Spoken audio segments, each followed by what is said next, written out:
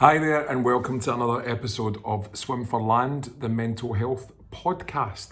Thank you so much for all your reactions to the previous episodes. It's been absolutely brilliant, and it's what's kept me going. Has been the response from you guys.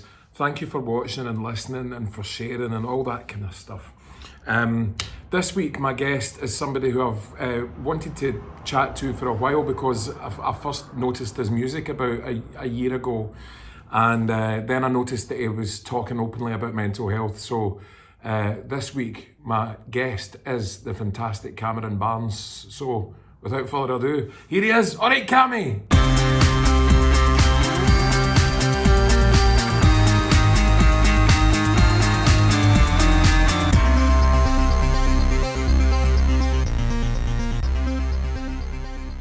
Cammy, how you doing? Good. It's nice to meet you. Have we met in real life? I don't think so. I think it's just online and we've got loads of mutual friends. But... I know, because you're in the Chili's, aren't you? The Chili Pipers. Aye, yeah. You still with them? Aye. Obviously, there's no really any gigs to now, but that's like my job. And then I just jump between the Chili's and sometimes theatre and sing songs, just kind of do a bit of everything. You're kind of like a kind of young me. Right. You know, that you can't make up if you're an actor or a singer or whatever. What do you prefer? Because I've got one that I very much prefer. In all honesty, I just love performing. Right. I've had probably my favourite time in my life is when I was doing Blackwatch. Saw Blackwatch. I saw the opening the first night. In fact, it was the preview. It was the night before it opened. Right. At the Drill Hall in Edinburgh, the original production. I wish I'd seen it. I'm still the only guy in the world not to see it, I think. I wasn't allowed a night off because I was the only one that played the pipes. Right, okay. God. It was breathtaking because I was doing Tutti Frutti at the time and it was the two launch shows of the National Theatre. Yeah. And we all piled into a minibus down from Aberdeen to see the previous night of Blackwatch. And we thought we were all like, yeah, you know, we're the launch show, the National Theatre of Scotland, yeah. So we'll go down and see their show. Went in, fucking hell, what an amazing play and legendary. And just launched so many opportunities for everybody involved. So when did you do that? I'd done that, I think I was 19. Right, okay. And I'd done that for 3 years, but I was just... Basically, I just go back to Australia. I went to Australia when I was 18 to play bagpipes, and then I didn't really like it that much. I was a ginger in the heat. It wasn't the best thing for me. All right, okay. In my life. So I came home, and then to be honest, I was actually thinking about joining the army. I'd done my selection. I was about to start my first stage training. Uh-huh. And my mum and gran seen it in the paper that the theatre were looking for a piper we could act. So drama saved you from the army? Essentially, aye. It's mad, isn't it? I'm so glad I got that. So this sounds that we've got a very similar path because my acting career started by being a muso in a stage play. Right. Is that what happened with you folk? Look, here's a line, and then you end up with an agent, and then you end up getting an acting role, and you just end up doing it, and folk go, what drama college did you go to? And you're like, aye, I always felt guilty for being there. I didn't even take drama at school. But then, to be honest, in Blackwatch, I was playing a 19-year-old from Ethel. Right, so it wasn't a stretch. Well, on Tutti Frutti, I was playing a fat guy that played the guitar. So, yeah. It's fantastic. Oh, that guy's a really good actor. I'm just being myself. I know. I literally played myself, man. Nothing different. Right. But you've done loads more stuff as well, because, I mean, the thing that I saw, I bought your single last year. I bought the Almost Fabulous, and he said the Almost Fabulous thing. And that's when you first attracted my attention because I've got a real grandpa problem with modern singer-songwriters like Ed Sheeran and stuff just playing four chords. You know the kind of it's the Wonderwall chords and everybody's stuck with it. And then you come in and it was like, oh, he's writing like Brian Wilson, or he's writing like the Waterboys guy. It's like proper songwriting, and it's not just following this shitey formula that's everywhere and sends me to sleep. And I thought, God, this guy's an actual songwriter. He's actually like getting it from somewhere rather than going, all right, I better sit down and write a song. He's channeling the same kind of madness that I get as well. Right. So your main thing at the moment has been so where was I going with that? I'll edit this so that I don't look like a twat. You didn't look like a twat. It's all good. So I bought Almost Fabulous, and I loved it. Looking back, I was like, right, this sounds like it sounds Springsteen-y. It sounds it sounds like a proper actual songwriter. And then, my God, Cammy, God, at Christmas when you did that song with Blythe, when you did Fairy Tale of York, which everybody was having a hoo-ha about anyway, and then you brought out this version that just turned it on its head. And I think everybody started howling at exactly the same bit. Because I know Blythe as well, but there's a connection there with the two of you that came across in that video that you can't act. So you previously had worked with Blythe, hadn't you? Had you played her son? Yeah, she played my mum in the James. Right, because you just totally believed the mother-son thing in that video. Aye, I think it was weird in the James place. To be honest, that's probably the most challenging thing I've ever done, because I was actually having to act in that, and obviously I was completely out of my comfort zone. I thought I was just going to go in and be me, but the director Laurie was pretty he was certain the Big James is pretty much like the second to lead in the first play, and that was like the big one. I was like the first on stage, and I'd came for working on the building site to the James place. Like I'd had a year out of work. I was convinced I was in Methil just going to be working my old man. So when I went to that, and Blythe kind of took me under her wing, like she's just sometimes you meet people and they're just angels. Yeah, she's just an absolute gem. She was amazing. So the scenes with Blythe, they were the easiest scenes, and I reckon why. That's what happens. That's when I did River City, and my mother was played by Una McLean. Aye, we had that. She was like my mother, and it wasn't acting, and we didn't even have to really learn lines. We just looked at it, and then and that's, we still got that relationship. But I think that when you get a chemistry like that, it translates without even trying, and that came across with the comfortable with. So I didn't. I just felt good, man, when I was on stage. But see, what happened with that video as well, Cammy, was everybody in Scotland that watched it wanted to mother you. I mean, I was like, I want to mother him. It's like it's just a wee, especially it's just timed so perfectly because everybody's fucked at the moment, right? And to get that kind of, oh God, that separation, and wait a minute, he's actually out in the close. Oh my God. It worked out well, eh? It did work out well, and it got in the top 10. It's sitting at number 4 for ages. The actual top 10. Aye. Not some singer-songwriter top 10 or some the actual iTunes top 10. I was sitting in iTunes for number 4 for about 2 weeks. I think we definitely got the Scottish official number 1. Right. But and so it was actually outselling the Pogues version. I know, it was above that for the first day. It's funny, eh? Unbelievable. So listen, when I was messaging you last week asking you to come on here, I didn't realise that you actually live 2 seconds away from me. I mean, I could just lean and shout out the window at you rather than go on Zoom. So how has this been for you? Because you're in the same position as me in that you're a musician, a performer, an actor. All of your stuff depends on there being people in a thing looking at you and being entertained by you. How have you coped with this? Because I kind of haven't. Right. Well, in all honesty, man, sometimes I feel rotten for saying like I maybe needed it. I think, to be honest, I think I've grown up quite a lot, like for it happening, and it's made me appreciate what I was doing a lot more. I think because at the time I was saying I really wasn't sure what I wanted to do. So like now, like that happening, I went back and I've started writing more of my own stuff. Yeah, started believing in myself a wee bit more when it comes to music. I can listen to me. I've suddenly for 5 minutes. 2 minutes in, and I'm saying I can. I know because you're left with yourself. So I ended up teaching myself how to video edit, and then I started doing cover versions to just try and keep my brain ticking and make videos every day, and discovering.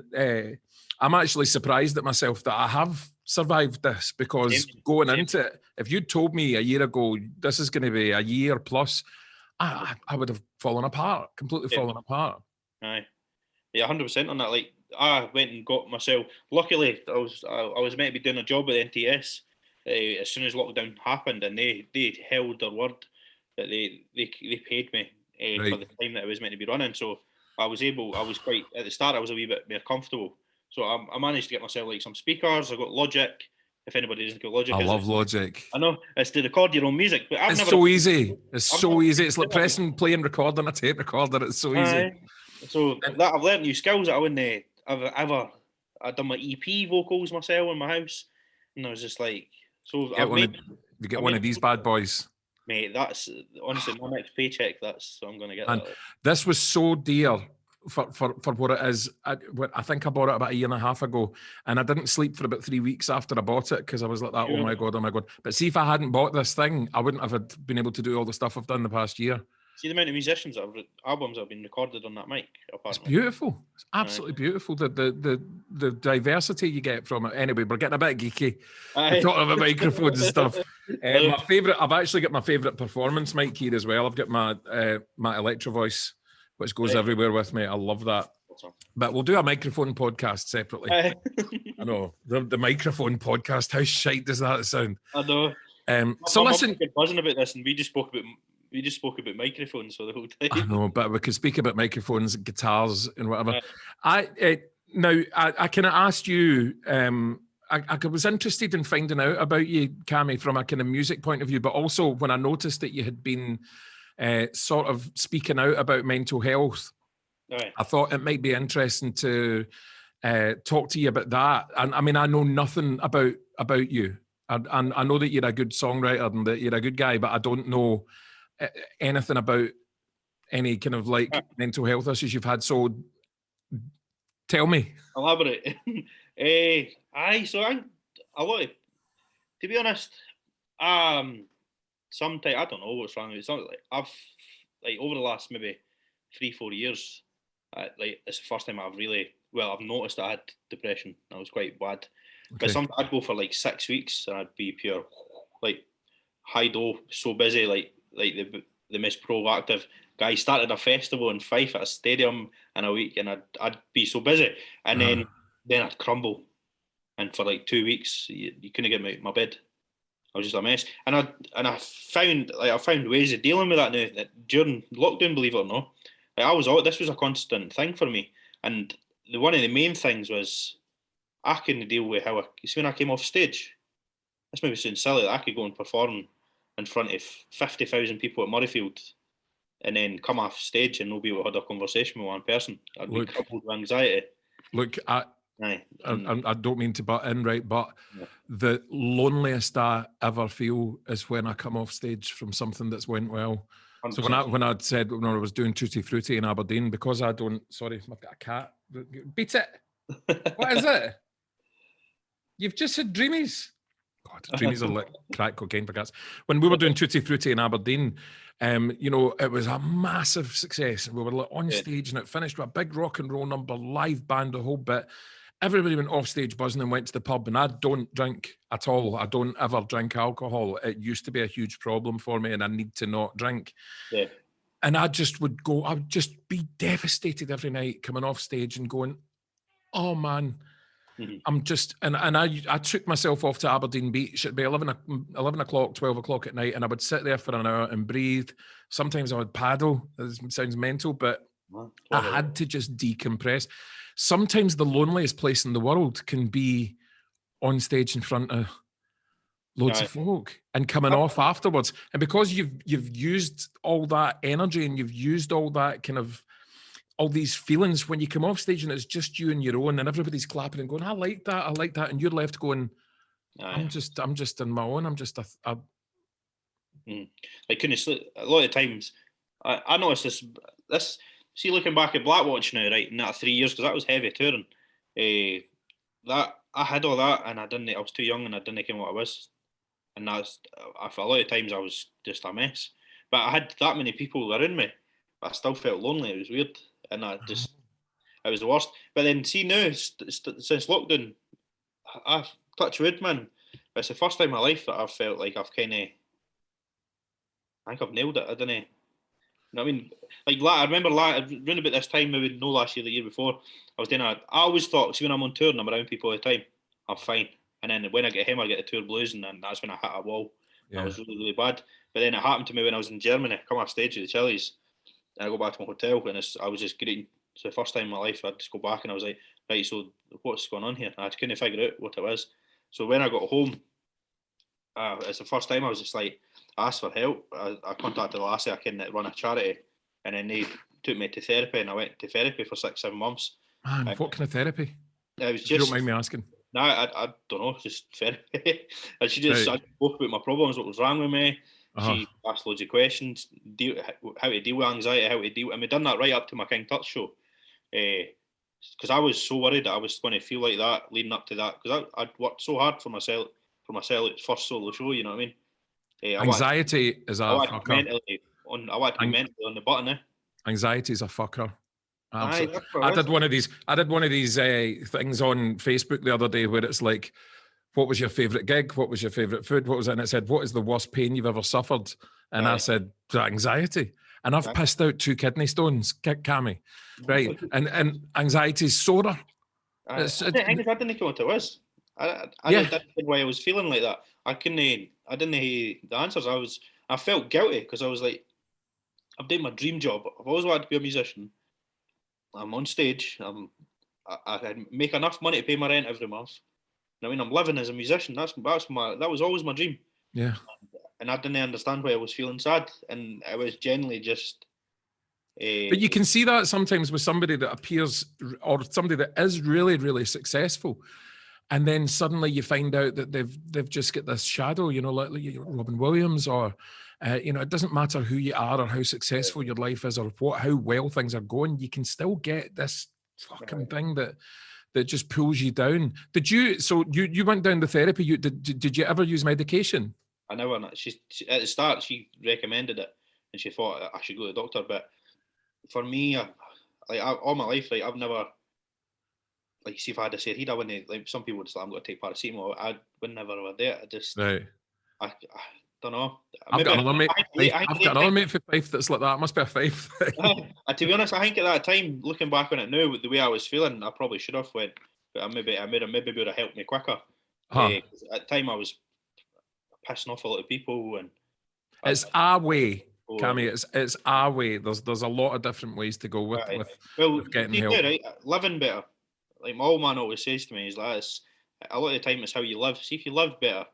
I've made a few simple changes, right, and this could be total rubbish, but for some reason, well, it's not if it's working. I think it's working for me. You know what I mean? I've never felt.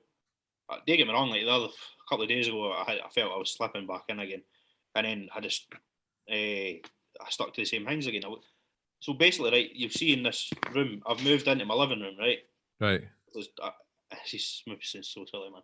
But I sleep I've got big bay windows in my living room, so I sleep with my curtains open. So I wake up in the morning, the bright lights is booming in on my bed, right? So one, I think that's a great start every day, that the sun wakes me up or a bright light. I don't care if that's silly, but I don't think it's silly at all. I'm now thinking I'm not in a dark wee room. Like my room is dark all the time. It's at the back of the house. Yeah. Then every single day without fail, at the end of my shower, I rattle my shower to freezing cold, and I start. Force myself to do it every single day.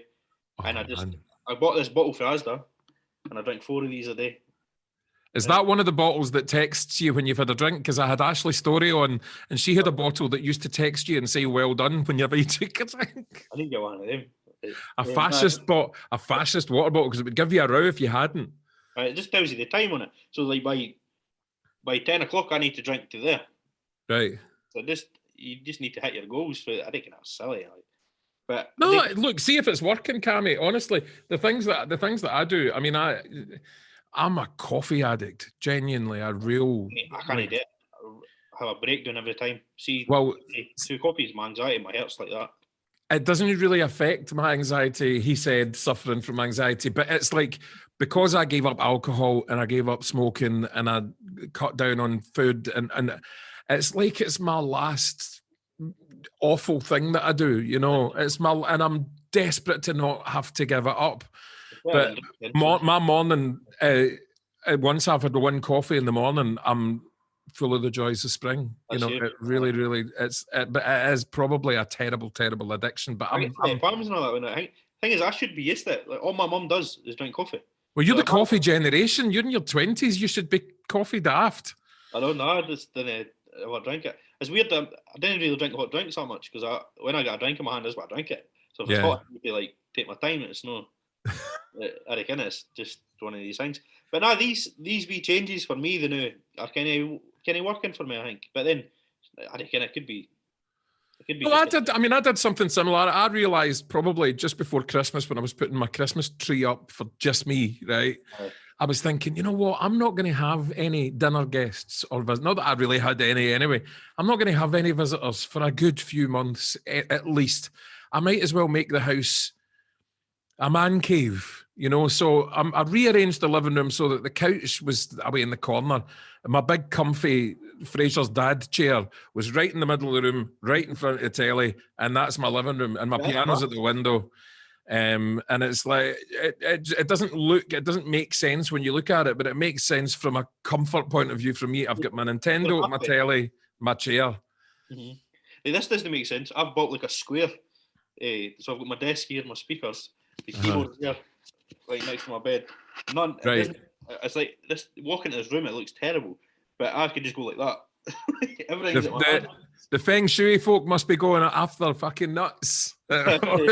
Nobody's house is making sense. Listen, what I want to ask you about, Cammy, as well, one of the best things that I've found for depression or anxiety is the sudden mood change that listening to music provides for me. It's like I hear a lot of cognitive behavioral therapists talking about this, about, you know, the thing you're doing with your cold shower. It's like changing your environment. There's pieces of music that I put on that I know are going to completely transform. Like Audible Prozac, you know, it's going to completely transform the way I feel. Like if I wake up and I'm groggy and grumpy and tired, if I put on Wake Up Boo by the Boo Radleys, I'm up. And then this morning, it was such a beautiful morning that I went, I've got a baby grand piano at my bay windows that I gigged for. I saw it in a pub and I went, you aren't using that. Can I do 3 gigs for you? And can I get it? And they went, aye, all right. So I've got this beautiful baby grand piano at my bay windows. And this morning, I had a big black coffee and I was listening to Gershwin Rhapsody in Blue and looking at the sky and the snow. And I went, right, this is exactly how I need to feel today. I need to feel completely like appreciative of colours and of taste and of art and of chilling out because I knew I had a couple of podcasts to do today, and one of the other ones I did was quite a heavy subject that I was worried about. And that I've got music that's a pacifier, I've got music that's an energizer, I've got music when I'm in a bad mood, I've got music when what are your go-to tunes? I thought it was just me that was like that. No. Me, no, obviously I'm your long lost father. We've ascertained that. I know. It's mad. See, so basically, right, if I'm having a shiter, like I call it a shiter to my pals. If they knew some of my close pals, they kind of, if I'm going through a moment, you know what I mean? I would say I'm having a shiter, and then they just kind of, they're there from it, and they're good. Let's go to them. You know what I mean? It's good. You speak to people. So if I'm feeling like one of the Dundies, I can not to put Bon Iver on or anything like that, or like Coldplay's Ghost Stories album. These are maybe terrible ones, or like Neil Young, man, like that's up your world. Like I can not. Wait, I'm only 52. Fuck's sake! Neil Young was in the 60s. Well, I get embarrassed. Like, see, when you speak to a musician, right, and you say to them, if they say to you, "Who's your favourite band?" I get so embarrassed saying what my favourite band is. And who's your favourite band? It's disgusting, it. Tell me. I'll have Coldplay. I always have. Do you? See, my favourite band's the Beatles, right? Always has been. I just think it's like it's where I live. Coldplay. If you ask most people my age, i.e., well, I'm going to be 52 soon. If you ask most people my age, we will collapse if you mention Coldplay or Ed Sheeran, or it's just like, oh God. Like, see Coldplay, right? See if you see them live and the show they put on. Look, I changed my mind about Coldplay, and I'll tell you exactly when it happened. It was when they did Glastonbury and they did the Viola Beach thing, where they and it just made me howl, and I can't watch it without crying because my nephew, who I love to bits, is a tour manager in Europe and knew them in passing, I think, in that story. And what Coldplay did at Glastonbury with that video and saying, we're going to give up our last song so that Viola Beach can headline Glastonbury. I went, right, I now no longer hate Coldplay. If Coldplay comes up in the conversation, I'm going to just so much respect. It was just a sign that it was total class. Yeah, absolute class. And I do like God Put a Smile on Your Face. That's a good Coldplay song. Everything, I feel like everything I listen to, apart from Ghost Stories, all the music feel good in it. It just loves it. I love the production they put into their shows. You'll not see a show. Go and watch some of their live shows. And maybe I'll change my mind, because I changed my mind about football last year. I discovered that I liked football after 50 odd years of hating it, because I suddenly got it. I suddenly went, whoa! It was when that guy saved that penalty. And I went, oh, what am I feeling? What am I feeling? Oh my God, this is what everybody feels. So Coldplay. I see. I sometimes when I'm talking to another musician that I think's on the same wavelength as me, and it sounds wanky to somebody that maybe doesn't know what I'm talking about, but there's an energy to music that's over and above the sound. Right. So there's a vibration that Brian Wilson talks about it. There's a vibration that happens with whenever a note clashes with another note, or there's a bit in God Only Knows by the Beach Boys where this flute noise comes in and it makes me cry. No matter what I'm doing, I can be driving and suddenly, and I don't cry, right? But music makes me cry. Same. It grabs my heart and it pulls it up, and I can't explain it. I get a lot of Beatles stuff, a lot of early REM stuff. It just grabs me and does something that I can't put into words, and it's an energy that I now use as a medication. Right, because you feel. Somebody tell me, like, when somebody is like anxiety and like anxious and stuff, you feel things a lot more. Like I was watching that I've been watching Nashville, the series. Okay. For like the last 3 weeks. So I love the music now. Pure fell in love with country music. And last night they were just playing a song and I was just bubbling. I don't know why. Have you got songs that make you cry? Specific ones? Mate, there's hundreds. Absolute Beginners by David Bowie makes me cry every time I hear it. Everything David Bowie makes me. There's one, but the cinematic orchestra that Build a Home. I've never heard it. Never heard it.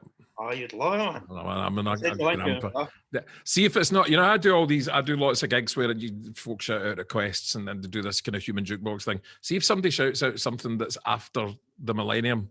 I'm like, and I never thought I'd be like that. I never thought I'd be a dad guy that watches Top of the Pops and goes, it's just a racket, it's just a noise.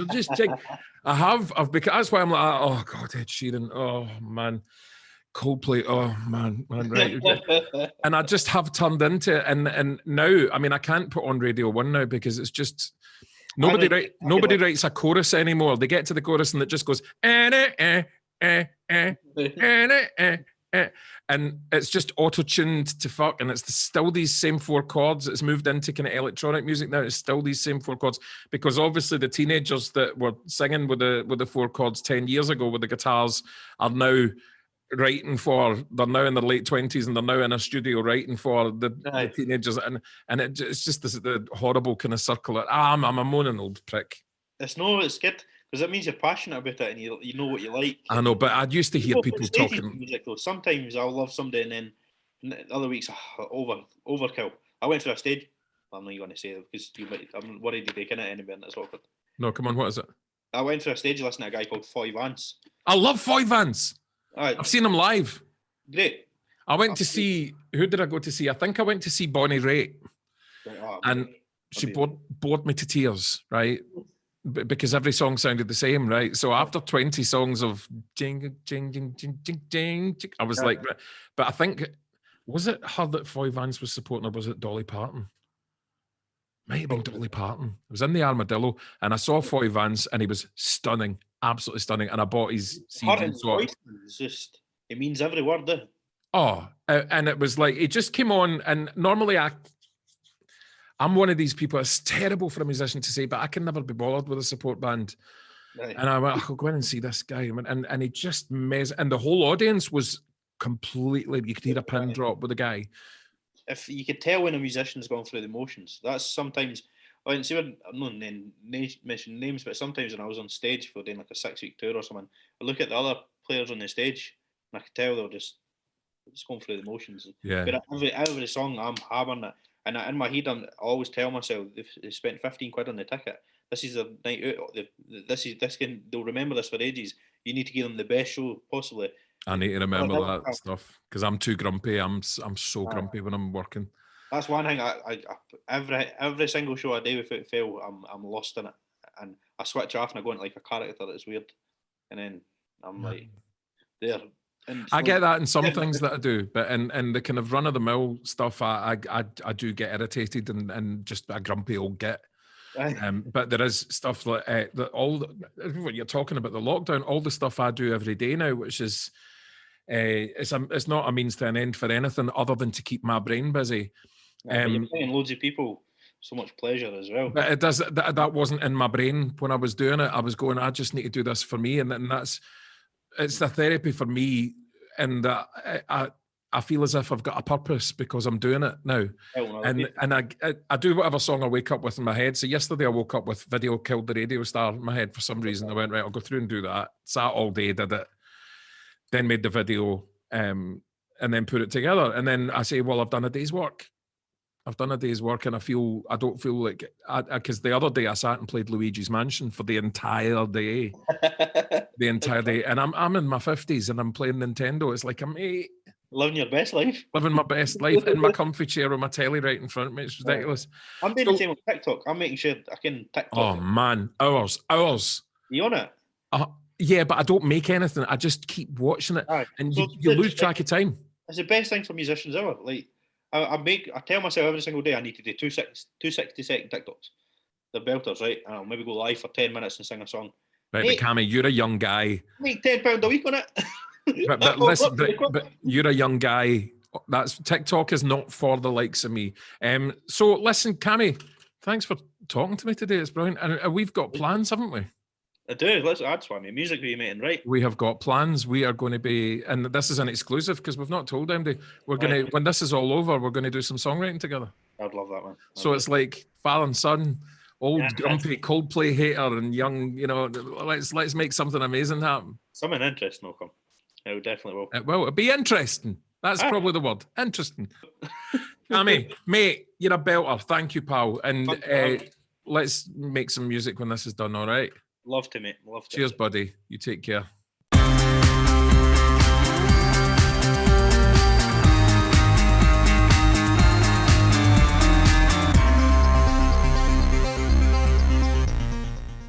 Cammy, thank you very much. That was fantastic. I can't wait to do some songwriting with you, mate. Absolutely belting. Check out Cammy's music on iTunes and Spotify and everywhere where the Waynes get their music these days, because it is brilliant, absolutely brilliant.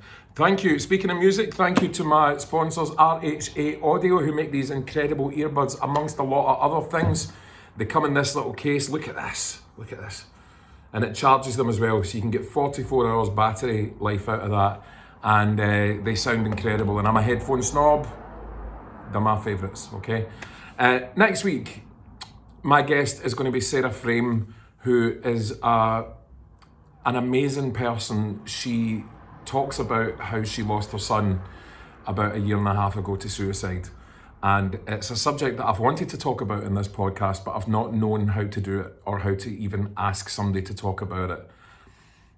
Things fell into place and Sarah was amazing. So I can't wait to bring that to you next week, because it's something I've wanted to talk about on here and I've not known how to do it. I hope we've got it right, because it is a subject that